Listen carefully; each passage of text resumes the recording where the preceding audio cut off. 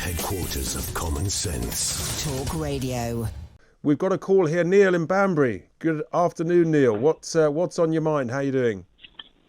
Hi, Richard. Good afternoon. And I've been listening to this, and I work in the field of international communications and PR. And I'd like a request for you and the Talk Radio team to lead the way with the media and stop referring to Putin as President Putin. He's not elected.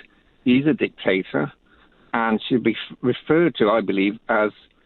So when you start a news bulletin, it should say Russian dictator Vladimir Putin, not President Putin. Actually, do you know what? That gives him credibility. It's a really good point. I mean, technically he is the president, but you're absolutely right. I mean, his elections are a farce, and he is the bully Putin, the dictator Putin, isn't he? Well, he's got the same psychometric profile as Stalin and Hitler and other despots that have gone in history. Each time the media refer to him as president gives him some sort of credibility and statesman-like figurehead. He's not. Let's all face it.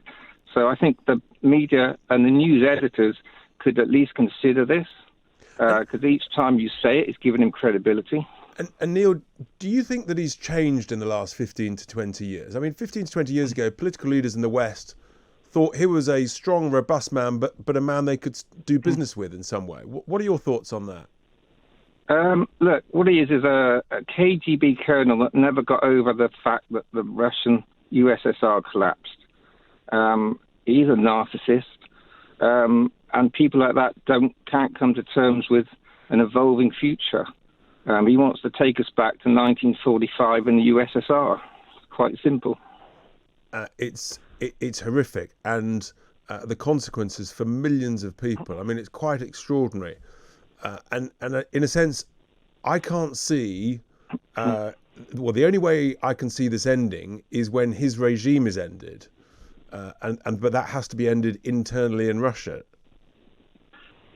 I agree with that. And if you look at what happened with the Nazis, they didn't really surrender until Hitler was gone. And I think we have the same situation. He's surrounded by sycophants. In a way, he talks about Nazis. The only Nazis I see are he is the new Nazi. And I think, China have a key role to play in this. They've got to decide whether they want, a world that's... do they want to be in bed with the new Nazi, or do they want a world that they can actually trade with, or a world that's actually nuclear dust? Well, that's right. And I've been talking about China, and, I've got real concerns that they're basically aligning themselves with Russia, creating this sort of a new axis of communism, and it may be that they sort of feel that if they can dictate things with certain countries that China's got in their Belt and Road Initiative, and create this whole new axis, trading together, supporting each other, then they become less reliant on the West, and Putin can sell his oil and gas to China. Yes, and I think this is a pivotal moment for the world because, it's almost a history repeat. So in the 30s, you had Imperial Japan, Nazi Germany, and their sidekick Italy. Now you've got China, Russia, and Iran. It's almost a repeat of history. And I think now the world's got to wake up. Each time you click on your Amazon basket, you're buying some more rubbish from China. So the West, we've all got to wake up to this.